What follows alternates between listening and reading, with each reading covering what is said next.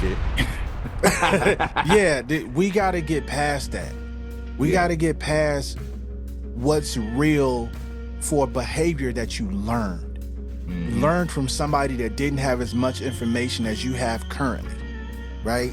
So I take what people came before me learned and I compile that onto what I'm learning. And we got to get over, this ain't real nigga shit. You got to get past that. And if you stay in that mind frame, I got a handful of students that I haven't seen in a while. I got some of these cats I met once or twice and they don't like me because I make them uncomfortable for where they are. I got one kid, like this kid a lot. I see him every blue moon. He dodged me as much as possible, but he came in with somebody else and I said, when you gonna take life seriously? He's one of the, everybody around him talks about how good he is at basketball, but he don't put that effort in to stand out. He's a junior in high school. He hoop, but he's so lackadaisical. And I'm like, bruh. That's what I'm sick of with a lot of young people that I run into lately. It's all lackadaisical and nonchalant. There's no intent. Right. None. There's no passion. Yes. Better word. Yeah. We want to, respectfully. Yeah. There's no passion to what you do. Everything is blasé. It's passive. There's no, ooh, that's dope. It's all passive without passion. Yes. They 100%. And I'm like, so where you going to school at? He rattled off 3 schools. Real quick. Boom, boom, boom. One's okay, I say, how many have you applied to? None. Then you're not going to either one of those schools. Right. It's an application process. I say, what you gonna do to go for basketball? I say, how many scouts have you called from those schools to come see you play? None. Why not? I mean, they don't even come here. Why not? They should come here to see you. They think they're gonna be discovered. They think they're gonna be discovered. You can't. I don't think you can have ego on how good you are and still be passive. Right. That's weird to me. Most people that's really good, I'd rather have you be like you said. I'd rather have you be arrogant and be like, I'm the best. Ain't nobody outballing me, and then somebody gonna make you prove it. But to be like, I don't. Yeah, why would I bring you into my program as a coach? If that's what, because super passive.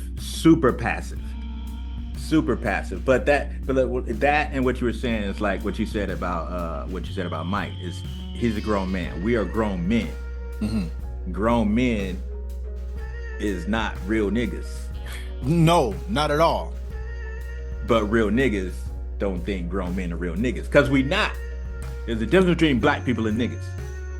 Would you rather be a king or would you rather be a real nigga? Right. Real ones, and that's how I move forward, real ones have relationship problems and issues. Kings dictate their circumstance. That's right. And you work, you compromise for the people. The king has to take care of the people for the people to take care of the king. You cannot have, and I said this a dozen times, it's a whole nother conversation about relationships. You cannot expect the queen's privilege without the queen's accountability. Boom. You can't have both. You can't act as a pawn and be treated as a king. Right. You can't have both of those because other people are still manipulating you remotely. They don't have anything to do with your day in and your day out. But your behavior alone is not becoming of a king.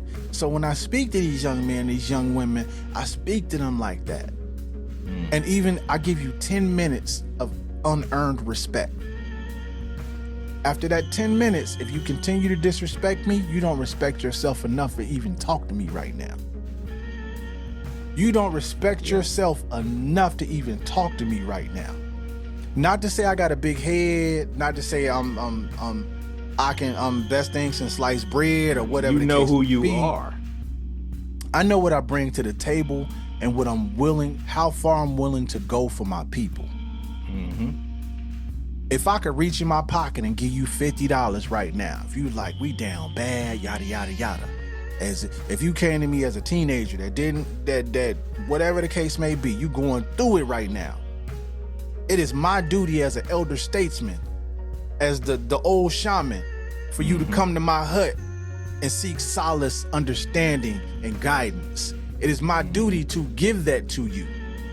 Whether you're deserving of what you're going to use it for is irrespective of why I gave it to you. It is my duty to give it to you. However, if neither one of us are behaving in our lane of where we should be, because we've been conditioned to act in another way because we real ones. When you come from Chicago, 70s, 80s, and 90s, you see where that got most of those people. And that's nothing that I ever wanted. And most of those people, they don't even own a passport, you know? That's a whole nother episode right there, bro. You really think you know everything and you don't own a passport. If you enjoyed this clip, I urge you to check out this next video. Also, don't forget to like and subscribe for more music, motivational content, and much, much more. This is Gino Black, Music Therapy and Motivation. Get activated, stay motivated.